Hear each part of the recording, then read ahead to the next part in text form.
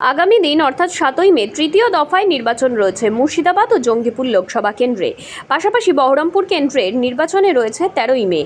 তার আগে আজ সোমবার সকালে বহরমপুর শহরে নির্বাচনী প্রচার সারলেন বহরমপুর লোকসভা কেন্দ্রের কংগ্রেস প্রার্থী তথা প্রদেশ কংগ্রেস সভাপতি অধীর রঞ্জন চৌধুরী। এই দিন সকালে শহরের মধুপুর এলাকা থেকে একটি রোড শো করেন তিনি। কখনো পায়ে হেঁটে তো কখনো হুটখোলা গাড়িতে করে এই দিন জনসংযোগ সারেন অধীর রঞ্জন চৌধুরী। আসন্ন লোকসভা নির্বাচনকে কেন্দ্র করে আজ তার এই রোড শো। জনগণের উন্মাদনা ও উপস্থিতি ছিল চোখে পড়ার মতন। এই দিন রোড শো থেকে জনসাধারণের মধ্যে চকলেট ছড়িয়ে করজোড়ে ভোট প্রার্থনা করেন বহরমপুর লোকসভা কেন্দ্রের 5 বারের বিজয়ী সাংসদ অধীর রঞ্জন চৌধুরী। এদিন সকালের এই কর্মসূচি ছাড়াও বিকেলে বহরমপুরের 7ই রোড শোয়ে জনসভা করার কথা রয়েছে। পাশাপাশি এই দিন রাতে বহরমপুর শহরেও একটি জনসভা করবেন।